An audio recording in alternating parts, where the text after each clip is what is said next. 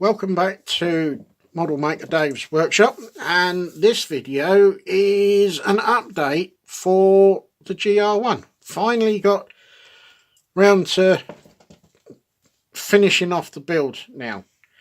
The small parts that I had to recreate are these two fins and these two parts that go onto the nose.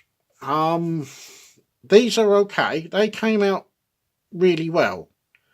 However, these not so keen on, but the fact that once they've been painted and they are the same colour as everything else on the aircraft, then I don't think they're going to stand out as much because they are a different colour to the rest of the kit. They are kind of standing out like a sore thumb at the moment.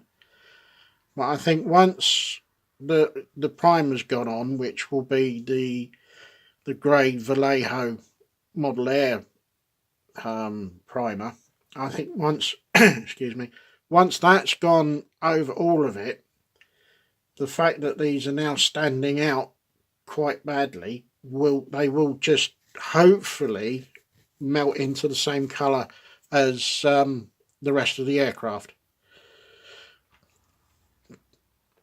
I'm still going to get these parts again from Italieri, more as an exercise just to see how long they take to get parts out, and then I can let you know whether I'm going to take these two pieces off and then reapply them from what I get from Italieri.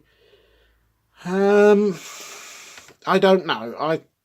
I'll see how I'll wait and see how it looks once it's all been painted, weathered. The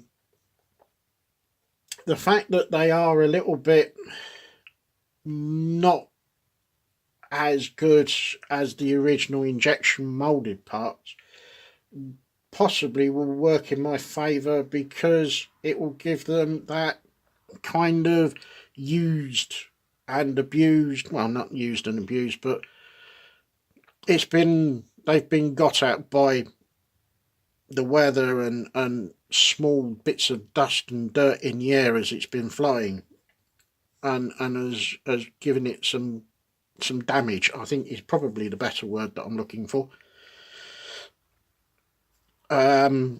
What I used to stick them in place was, as I said I would do, the GS Hypo Cement. Worked a treat. Just put some on top of an old beer bottle top and then dip it in and then put it on, and it worked very well. And they are in there. They are on there quite securely, so yeah, if you gave them a clout, yeah, they would come off. But I'm trying to be careful. I'm trying not to be a clumsy klutz, but you know, it might happen. Anyway, let me turn it over so that you can see the work that's gone on underneath as well. Trying to be very careful. So I've opened up as much as I can. The undercarriage is just about in line. Some of the fixing points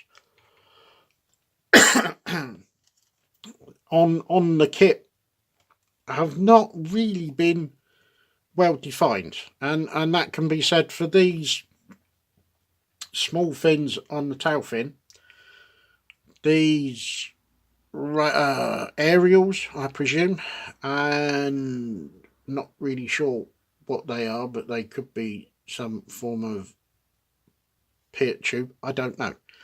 I'm not up on aircraft.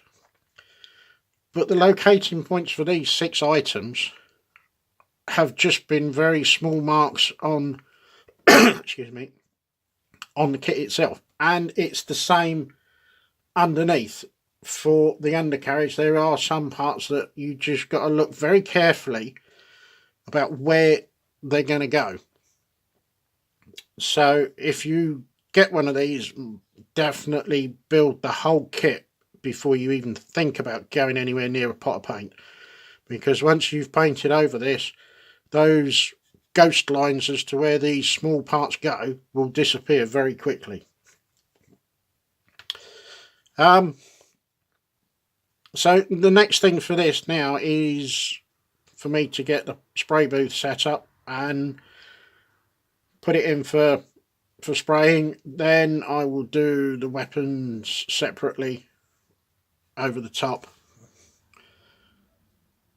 and get the decals on and just do some small, I think